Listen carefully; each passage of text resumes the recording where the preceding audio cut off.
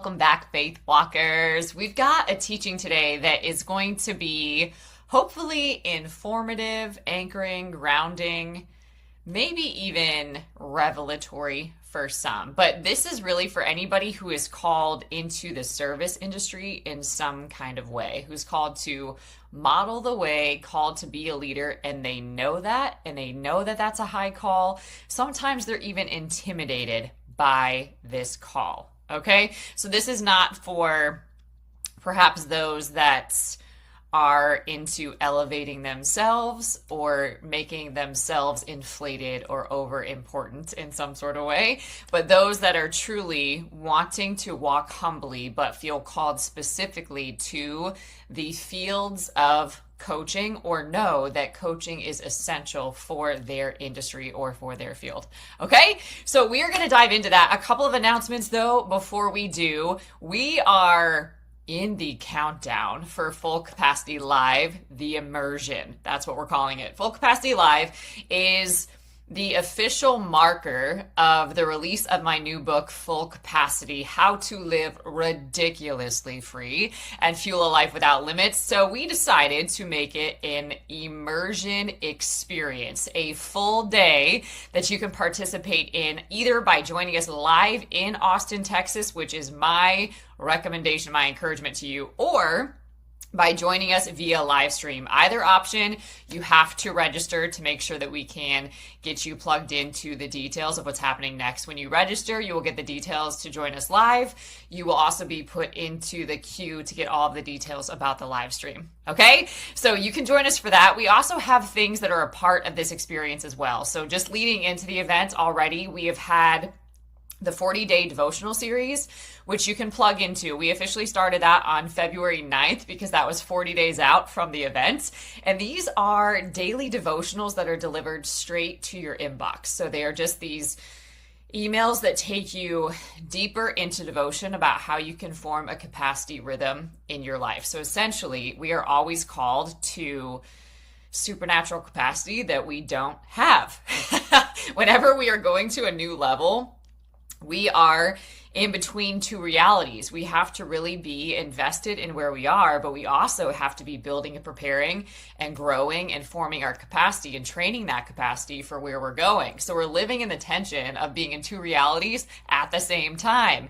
So this is really designed to help you create and cultivate that new rhythm. So you can join that totally free. Secondly, we did start the 4-week live activation. So this has been really fun. I have been sharing some behind the scenes about the vision of the book, how long it took, what the process was, how it's written, how it's designed, my recommendations on how to read it, and then we've been going through activation. So we're about at the halfway point. So I offer that because you can still join us. We still have 2 live sessions. They're on Tuesdays, but you will also have access to the recordings. And when you join the live activation, that also includes your access to the event, okay? Whether you're live or in person. So that would be the way that I would recommend, because you will have access to all of those replays, whether you're live with us leading into the events or not, until April 15th. Okay? Or then you can simply join us for the event in person or via live stream. Okay, so I'll make sure to put all of those details below, but the official date is March 21st. So we are literally counting down the sleeps until we will be together. And it's going to be such a beautiful, beautiful event and a beautiful immersion experience. And we will also have details about how you can get the book that day. So if you have been blessed by any of the content that's here, the podcast that we do, God's Vibes, Jesus Time Out, if you are a part of the Courage Code Training Hub, if you've been training with us for a minute, if anything has been valuable to you, one of the best things that you can do is buy the book. Buy the book and leave a comment and share it with somebody. Buy a book and give it to somebody else. But we will have books live and in person. I'll also be sharing all the details about how you can officially get the book on March 21st online. Okay? So the best thing to do, get in the loop, click on the links below, sign up, register. It's going to be so much harder to get you plugged in closer to the event. If you're a last minute type person, don't be that person. Register now, get in the room, be very intentional about this experience. Okay? All right, guys, let's dive into this. So I was really sensing this coming up. We have so many different programs happening inside Courage Co. We have our Spirit Driven Success Life Coach Certification Program. We have prophetic training. We've got so many things that are happening on any given day, and publicly people might not know that. But I am working with the most brilliant humans that are so powerful, so humble, so committed to walking in the Spirit, right? And to glorifying God in all they think, say, and do. But we train for this too, because there's just different life scenarios that require you to be prepared in advance for those, so that when these intense moments come, you don't break, you don't collapse, like you actually rise to the occasion. And rising to the occasion is not random, it's character that's been developed, okay? So something that I find very interesting, and I'll tell you a little bit about why I can speak into it from this angle, is that right now everyone is calling themselves a coach. Okay, this has been happening specifically, I would say, for the past 12 to 15 years or so. That's just been becoming more and more popular. But there is, if that is the case, there is something that you need to know, okay? So coaching really exploded over the past decade, over the last decade, but it wasn't always that way. And some people don't know the difference. They just know coaching as being effective. Coaching as being a business opportunity. Coaching is being something that makes good sense to have in your life, right? But that seriously is so new, and so many people don't even know that. Today, quite literally, because that industry is not regulated, anybody could assign to themselves and self-promote the title of coach, okay? But here is what I have to say to that. Guiding somebody else's life, their decisions, their patterns, their growth, their heart, none of that is casual or careless work. And none of that is about the coach. Okay? I've actually been coaching since 2008. So I was in grad school at the time, and I came across my very first coach. I had never heard of that before. Like, I was an athlete, so I knew athletic coaches, and that had been really impactful in my life story to that time. But I had never heard somebody call themselves a coach, whether that was for life, for business, for any area. I had never heard that before. And I was so intrigued. And that started to create a problem for me because I was in grad school, right? So I was already clearly in investments, right, that cost a lot of money, and I was being trained and prepared for very specific industries, right? So this is a problem. Now I'm hearing about this thing. I don't know what this thing is, but I feel so compelled to follow after this. And I was really in a season where I had ignored my intuition for so long that I just knew that I had to practice listening to it. And that can be hard sometimes when you've totally learned how to self-abandon or betray yourself, right? Like, it's very hard to start listening to yourself. So this was like an interesting test. Like, are you going to follow after this thing that I'm putting before you, or are you just going to ignore it and pretend that you don't see it, right? So coaching then was not popular. Like, there was like very strange language around it. Like, it was a cult, it was a hobby, it was brainwashing, it was a scam. That was another thing that it was called. And it was not widely understood. You know, even then, therapy, I will tell you, was not cool. Right now, people make therapy sound like hip, cool, trendy, right? I did not have that experience. I had been in therapy since I was 7, okay? And there was never a time where there was not a skepticism, a bias, a negative connotation connected to that. It was always like, you are a broken human and there's no hope for you. That's kind of the narrative that was around that. So over the years, because there has been nearly 2 decades here, over the years, what I've seen in working professionally for 18 plus years is that when coaching is done well and people are called to it, it transforms lives. Okay? When it's done poorly, and this is what breaks my heart, it creates confusion, dependency, and disappointment. And sometimes that is very, very challenging to recover from, especially if all of those things are stacked. Okay. So we're going to talk about a few things together today. Number one, what coaching actually is. Okay. Number two, what coaching is not. Okay. And how to discern a healthy coach. Now, I will tell you, I created a little show and tell. I created the Spirit Driven Success Life Coach Certification Program, so I'm not going to give you that definition today. I might give that to you in the future, but I will explain just on the most basic level what coaching is and what it's not. Okay, the Spirit Driven Success Life Coach Certification Program focuses on keeping God at the center of the coaching practice and orienting everything around him, no matter what field that you're in, okay? No matter what area of study that you're in, no matter what your roles are, you have God at the center and you learn to walk according to the Spirit and what Spirit-driven success actually is, okay? So let's just dive into just some of the basics because that is more intense, okay? So number one, coaching is not advice. I think some people think that you just sit down and you tell people your opinions or you tell them what to do or you give them your advice because of previous experience in a certain area. Actually, that is not what coaching is. That might be what consulting is, but that is not what an excellent, masterful coach does, okay? Advice is quite literally telling somebody what to do. That's what advice is. Coaching is helping somebody discover what they need to do so that they are moving from conviction, okay?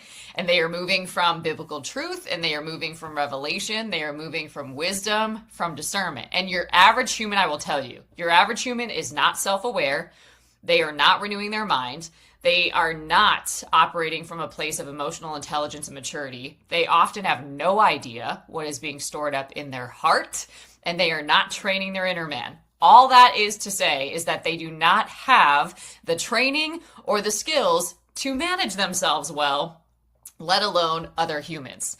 Herein lies the problem. There is great demand in the world right now for excellent coaches. There absolutely is, but you are always your best client before you coach anybody else, okay?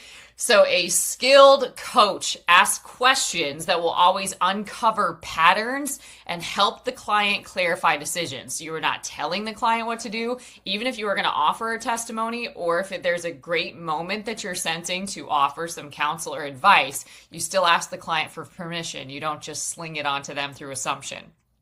Okay. Proverbs 20 verse 5 says it this way: counsel in the heart of a man is like deep water, but a man of understanding draws it out. So this is where you hear that the answers are within you. Everything that you need is within you. Well, it's because the Spirit of God resides on the inside of you, right? But that's where, out of the abundance of the heart, all of the issues flow. And it's also where we believe. It's with the heart that man believes, right? So we are usually too busy, too noisy, too unsettled to hear, to sense, to know, to perceive. Sometimes we're too emotionally reactive and we misconstrue emotions with the Spirit of God. And those are not the same thing. Being an emotional person and being sensitive to the Spirit are not the same thing. They're not the same, okay? So a coach is not giving advice. They are drawing clarity out of somebody's life and not from their own agenda for the highest good of their client. And you actually have to love your client to do this well, okay? So they do not just give and sling opinions. Hopefully that brings relief to some people or conviction to others, okay? Number two, coaching is not therapy. It is not therapy, okay? Therapy is really focus on healing the past or healing the past in real time. Okay, so often a client becomes aware from a transition, from grief, from something happening in their life. They become very aware, sometimes painfully aware, that life is reflecting a pattern or a trauma or a wound or grief or something from the past, right? They're not able to move forward in their present because their past is showing up. Okay, so coaching is focused primarily on building the future, not just getting language and understanding for what happened in the past, although that's helpful and absolutely has a place. Coaching is almost as if You've gotten that revelation, you've gotten that understanding, you've gotten that language, and now you are in this position of saying to yourself, now what? Now what? I can't change the past in the sense that I can't change that happened. I can't change how that in a lot of ways marked me, but what I can do is change my future. But in order to do that, I've got to become somebody new. I have to walk out the newness of life. I need to get healed, set free, delivered. I need to develop new skills, new habits, new practices, new disciplines. I have to get stronger. I have to disempower my cowardice and build up my courage muscles. I have to stop walking in fear and anxiety and insecurity, and I have to start building faith and belief and security and safety in my own life, right? This is a huge difference. A lot of times people, especially when they start doing therapy, kind of like if you become a new believer, you get really excited about the language. You get really excited about the potential of a thing or the idea of a thing. So for example, in therapy, sometimes people learn a concept, right? They learn, let's say, about internal family systems. Okay, maybe they learn about that. They're like, oh, like this is why the dynamics were like this, and this is why this person showed up this way, and this is why I was trained to show up this way. And they get all excited and they start trying to tell people and start educating people on some language that they learned in therapy. Now, that does not make you an expert. That just makes you somebody that has language that you can sling without wisdom. Okay, so being an expert is somebody that, for example, created internal family systems, or somebody that is a specialist in helping people understand those systems. Can you see the difference? But in this world where you can just take information or AI can tell you something, you can project that you're really important and that you're an expert when you really are not.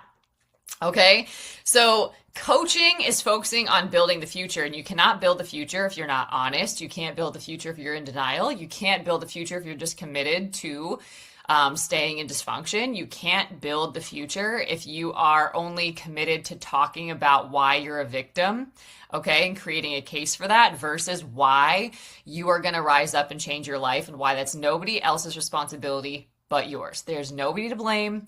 These are the cards that you were dealt, and here's what you're going to do. You have to be radically responsible to change your life, and you have to be mature as well. Okay? So coaching is valuable. Therapy is valuable. Okay? But they often serve very different purposes. I've seen them coincide.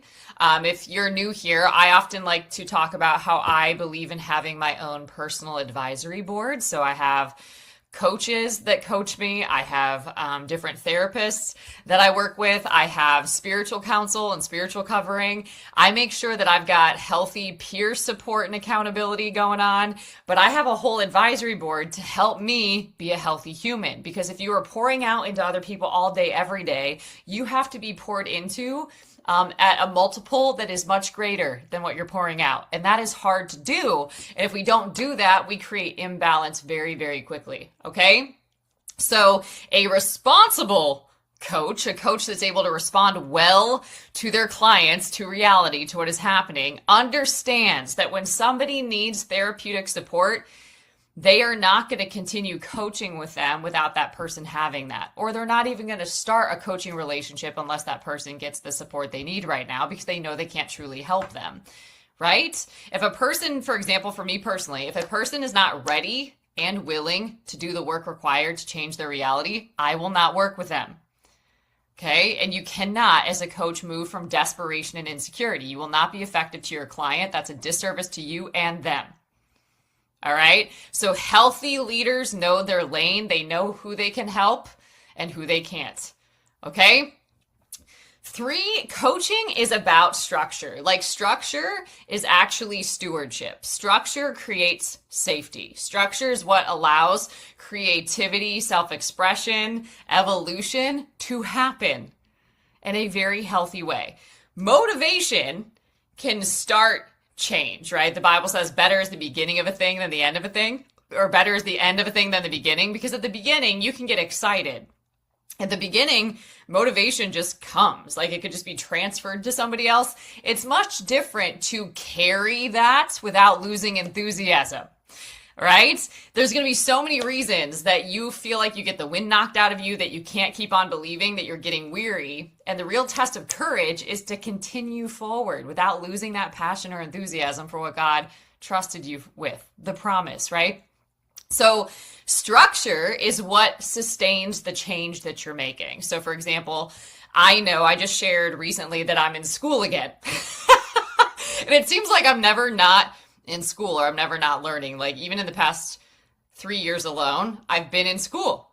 Different programs, but I've been in school, meaning I have to apply. I have to get letters of recommendation. People have to vouch for me. They have to say I'm a stable human, right? They have to say that I have upright character. Like I'm being held accountable and I'm being stretched. Okay. And I do this on purpose. And that's in addition to hiring coaches and getting support, right? Because I don't see that as a luxury. I see that as a necessity.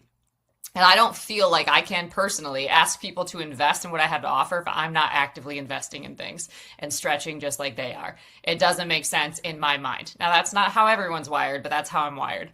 So what I know is investing in my development, investing in me is the greatest return on investment. And unless you're investing in yourself, you're not going to grow. And if you're not going to grow, you don't have actually anything of value to give. When we grow, we have substantial value to give to other people. When we're not growing, we really don't have anything to give. Okay? So I know that if I am invested, like if I know I have some gaps in skills, or I know if I really have to stretch in an area, I am going to let the Lord lead me to where those skills are, to where those mentors are, to where that support is, to where that covering is, to where that accountability is. And I'm going to follow the steps and get plugged in, because that's going to create structure for me to be successful in the stretch. I know I'm going to be stretched, but I know without the right support, without the right skill development, I will crumble. I will collapse. I might even snap, right? Like it's just what happens. When you are stretched to a certain degree, you will break, right? When you are under a certain amount of pressure and you don't have skills to sustain that, or character develop to have you prepared for these bigger moments, you will be crushed. Right? So it just makes good sense with what I was telling you earlier, right? Where you are in this life and being successful where you are, also preparing to be successful where you're going. Okay? You have to be building both at the same time. If you just only focus on where you are not prepared for where you're going. You're not. Right? So for example, folks in entrepreneurship or business, you get this. There's the business that you're in and the business that you're building. Those are two different businesses. But you have to be building and devoting yourself to both at the same time. And many people will not get this because it's actually double the amount of mental strain, emotional strain, spiritual strain, physical strain. Like it's going to take the most out of you. So you have to make sure that you have the most development going into you. That's not a luxury. It literally is a necessity. Okay? So most people already know what they want. Well, that's hard to say. A lot of times people aren't clear on what they want from my experience. They say what they don't want, which informs what they do want. Okay, so most of the time if I ask people like, what do you want? They'll tell me what they don't want. I'm like, that wasn't my question. What do you want? Right? But what they don't want will inform what they do want. But when they get to this place of knowing what they want, here's what the real challenge is. Because people can have great ideas all day, every day. And they do. And they talk about them. And they sound really great. But there is a massive, massive difference between talking about a thing and being about a thing. There's a massive difference between journaling an idea, talking about an idea, throwing ideas around that idea, kind of like brainstorming, right? There's a big difference between that and actually executing the idea. I mean, you can't even compare the two because they are so wildly different. When you're in the idea phase, there's nothing to lose. There's nothing at stake. There's no skin in the game. There's no sweat. There's no blood. There's no tears, right? When you are literally executing, that is when it gets real. Maybe you put all your savings into a thing. Maybe you lost a job and you don't have income coming in. Maybe you're barely getting by day after day and you still have to make investments by faith. Maybe you are pouring out ridiculously, right? In a way people don't know how you're sacrificing and it feels so hard, yet they keep asking for more from you. the stretch gets real. Executing something is where you actually need the courage. Executing something is where you actually need the belief. Executing something is actually where you need the wisdom, the skill, the strategy, the structure to sustain something long term, because most things are not instantaneous. We live in a culture where this is how people think. They think that the minute they get on the internet and they make a video, they're going to go viral and their life is going to be wildly changed overnight. And I actually hope that doesn't happen because most people are not ready for that virality. They're not. And all it takes is to go viral to figure that out real quick, and then you're in big trouble because you can't change that. You're only ready or you're not. And so sometimes people get promoted before they're ready. Okay? There was a girl on social media, I don't know when this was, maybe a year or two ago? I don't know. Sometimes there's like no concept of time. But she went viral for a comment that she had said when she was out. And it was, kind of a vulgar comment. But then she became very popular for this. People were reposting her. And so then she got some counsel around her. I'm not going to say it was wise counsel, but she got people around her because they're like, wow, she's viral. Let's capitalize on this, right? So they got around her. They were trying to get her to make a product line. They were trying to get her to make a podcast, right? And then she did something with like a fake Bitcoin and got in big trouble and then disappeared. And this was in a matter of months. Does this make sense? God protects his own. He really does. And he knows when we're ready. And it makes good sense not to try to put yourself in a position that you're not prepared for.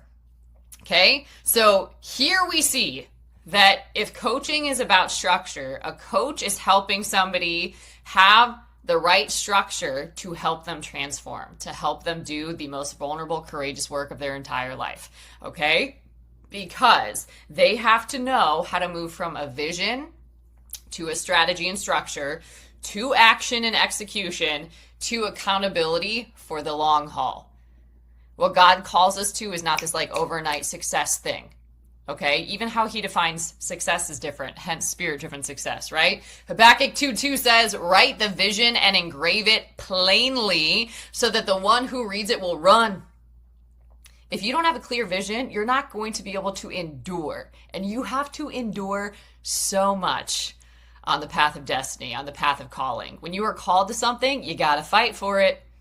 You really do, right? You have to take some things by force. Sometimes you have to stand still and see the salvation of the Lord. Sometimes you have to pursue and surely recover all. Sometimes you have to sit back and let God clear your name in time.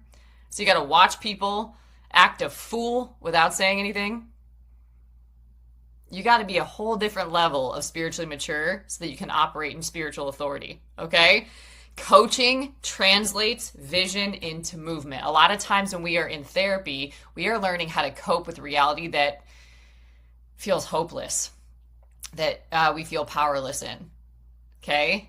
Once we're done coping and we kind of are ready to move from survival into co-creation, into creating a life where you thrive. That's really different when you've only learned to survive and when you've developed structure and habits just to get by day after day. It's really different when you're starting to stretch and rise up every day. Number 4, coaching requires a supernatural amount of maturity. It really does. Okay, this is why most people can't just call themselves a coach. They could, all right, but that title carries more weight than most people carry. Guiding somebody's life requires you to be trustworthy. Guiding somebody's life requires emotional and spiritual maturity. A coach must be able to confront in love at times, to challenge thinking patterns and belief systems that don't serve the client, to hold people accountable, okay, which might seem disruptive sometimes, to stay regulated in really difficult conversations and in difficult situations and circumstances, and to tell the truth without shaming somebody.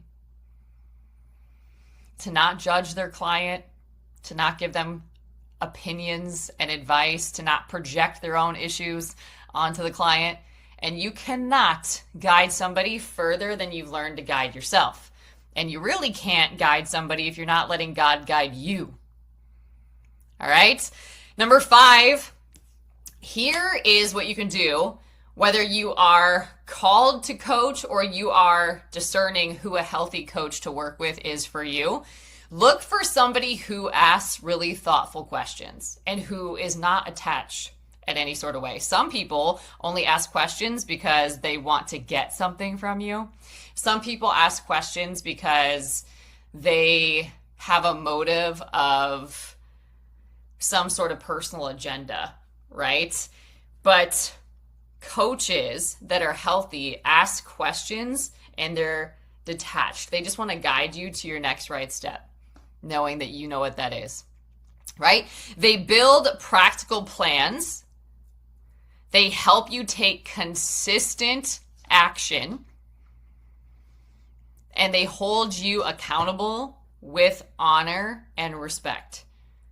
Okay? But you definitely want to be cautious of somebody who only motivates you and gives you no structure. Like, there are some people that are fine with you paying them just for some like talk therapy. That's not what coaching is.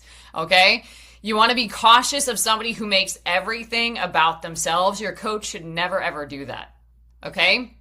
You want to be careful about somebody who's creating dependency rather than growth. Like, do you feel like a really powerful person in this coach's presence, or do you feel like you have to depend on them? And you also want to stay clear and be very aware of those who cannot explain how transformation actually happens. Because if they have no idea how to guide you, why would you let them? Right? Healthy coaching will strengthen people, okay? It does not create followers. It doesn't. So, coaching, although some may see it as this, it's not a trend. It is not. It is a responsibility, and it's also a calling, okay? Whether you are looking for a coach or feeling called to become one, you must approach the role with maturity and with discernment, with prayer, with accountability. You have to be committed to investing in yourself. It's not about chasing a title. It's about preparing for the responsibility and for the people that God is going to entrust to you. Okay? Now, if this is making sense and this conversation is resonating with you, I go deeper into this for sure in our Spirit Driven Success Life Coach Certification Program. But we are training coaches really in everything, whether it's the prophetic, whether it's with the full capacity resources that are happening now, and you can get plugged in, okay? So I recommend training with us on the most basic level just by joining us in Courage Co. We do a live coaching every single month.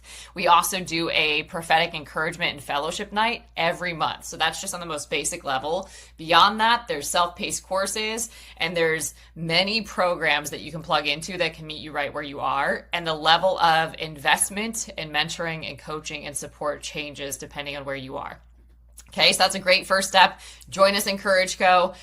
Get on the email list and be a part of this full capacity live. This is just the kickoff to a season, but that's going to be a great way to expand in your leadership and prepare for where God is leading you.